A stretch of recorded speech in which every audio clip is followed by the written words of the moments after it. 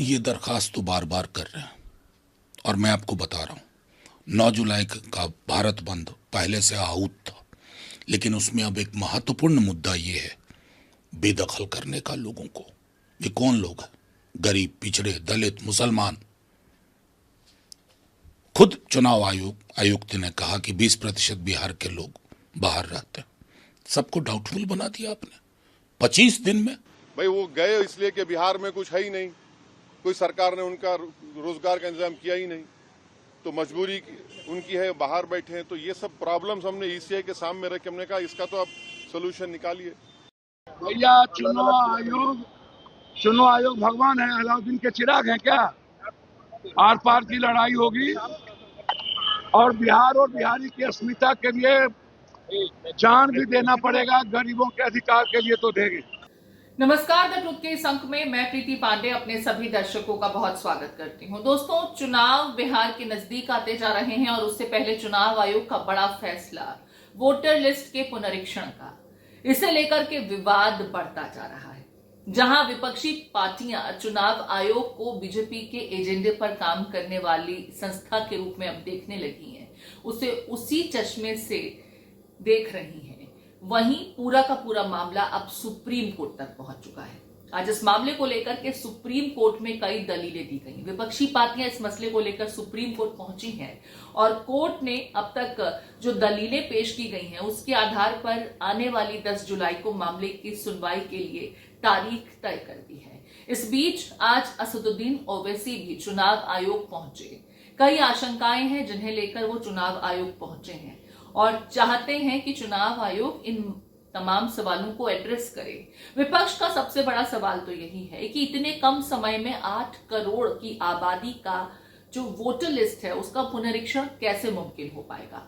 हालांकि चुनाव आयोग का कहना है कि उसके पास कई स्टाफ हैं, उसके पास वॉलंटियर्स हैं जिसकी मदद से इस प्रक्रिया को पूरा किया जाएगा। लोगों को एक फॉर्म भरने के लिए कहा गया है कि भले ही दस्तावेज पहुंचाएं न पहुंचाएं, जिन दस्तावेजों की मांग की गई है भले ही वो आप एक बार को तुरंत प्रोवाइड न कर पा रहे हो, लेकिन फॉर्म आपको जरूर भरना चाहिए।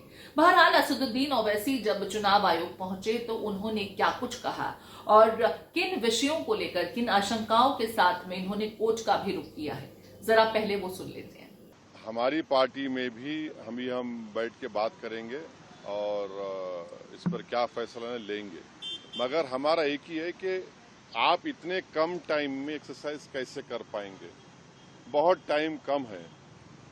एसआईआर में भाई जो लोग जो अपना एड्रेस चेंज कर लिए उनको क्यों आप पूछ रहे हैं बर्थ सर्टिफिकेट? माइग्रेशन होता है, अब क्या करेंगे वो लोग?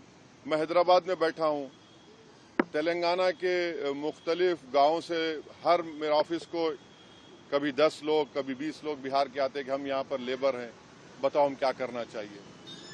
अब उनके पास पैसे भी नहीं है वापस जाने बिहार को। परेशानी वो होगी क्योंकि लॉ तो बोल रहा है कि उनको रहना पड़ेगा वहां पर।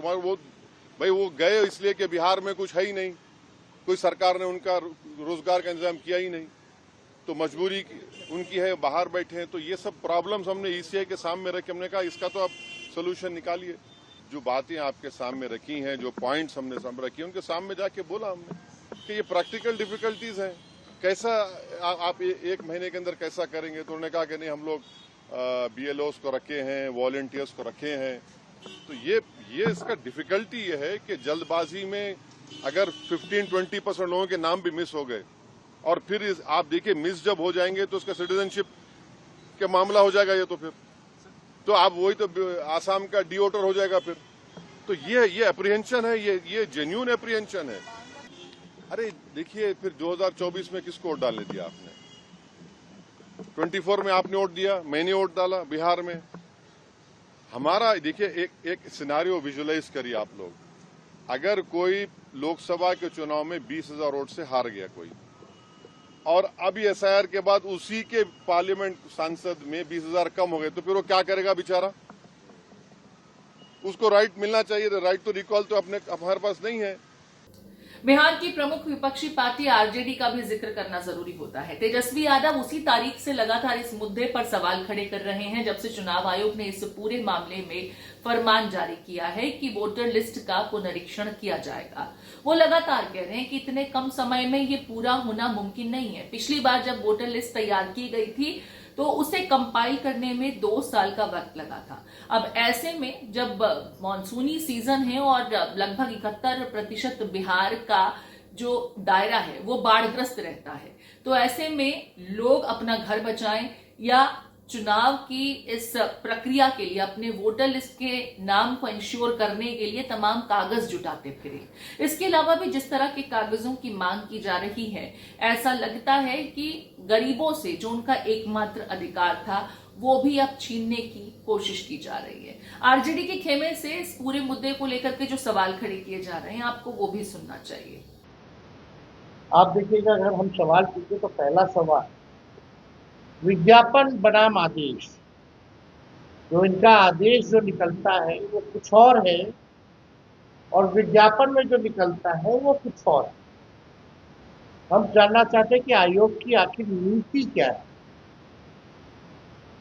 भारत निर्वाचन आयोग ने कल बिहार में समाचार पत्रों में पूर्ण पृष्ठीय विज्ञापन प्रकाशित किया है, जिसमें कहा गया है कि यदि दस्तावेज और फोटो उपलब्ध नहीं है तो भी गणना प्रपत्र भरकर बीएलओ को दें। इसमें चुनाव आयोग के दोनों बातें कही गई। अब हम दिखाएंगे आपको एक न्यूज़पेपर जो है, ये फुल पेज जो है एडवर्टाइजमेंट जो है ये छापा गया है और इसमें आप देखिए दोनों बातें कहेंगी। पहला, गणना प्रपत्र बीएलओ से प्राप्त होते ही तत्काल भरकर आवश्यक दस्तावेज तथा फोटो के साथ बीएलओ को उपलब्ध करा दें।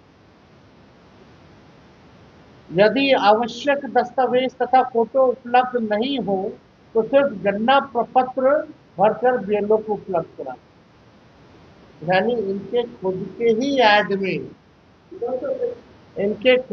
ऐड में कंफ्यूजन, और ये ऐड और इनका आदेश जो है उसमें और भी अंतर है, विरोधाभास है। तो आप समझ सकते हैं कि क्या स्थिति जो है बनी हुई है। इतना ही नहीं, तमाम विपक्षी पार्टियां यहां पर सरकार की मंशा को लेकर के सवाल खड़े कर रही हैं। जैसा कि आपको ज्ञात है, महाराष्ट्र चुनाव के बाद कांग्रेसी खेमे से चुनाव आयोग की पूरी प्रक्रिया, चुनाव को लेकर के जो वोटर सूची तैयार की गई थी उस पर कई सवाल खड़े किए गए और ये कहा गया कि जो आखिरी समय में वोटर लिस्ट तैयार की गई थी वो बीजेपी को फेवर करने वाली थी, उसमें किसी तरह की धांधली हुई थी, ऐसे भी आरोप कांग्रेसी खेमे से लगाए गए।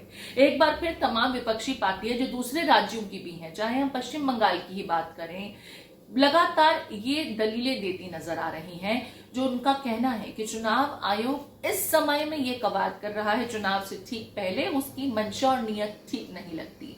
और ऐसे में इतनी कम अवधि में जनता को जो वक्त दिया जा रहा है या जिन डॉक्यूमेंट्स की मांग की जा रही है, गरीब जो वोटर्स हैं वो क्या करेंगे, जो दूसरे राज्यों में चले गए हैं वोटर्स वो क्या करेंगे, क्योंकि उनके पास तो वक्त भी बहुत कम है। ये दरखास्त तो बार बार कर रहे हैं और मैं आपको बता रहा हूं, 9 जुलाई का भारत बंद पहले से आहूत था, लेकिन उसमें अब एक महत्वपूर्ण मुद्दा ये है बेदखल करने का लोगों को। ये कौन लोग हैं? गरीब, पिछड़े, दलित, मुसलमान।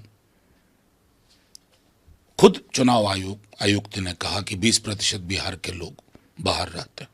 सबको डाउटफुल बना दिया आपने। 25 दिन में कहां से आएगा, कहां से जाएगा, कैसे हासिल कर पाएगा ये डॉक्यूमेंट? आप तो खुद बिहार के हैं, पता करके देख लीजिए कि कितनी आसानी से उपलब्ध है या नहीं है।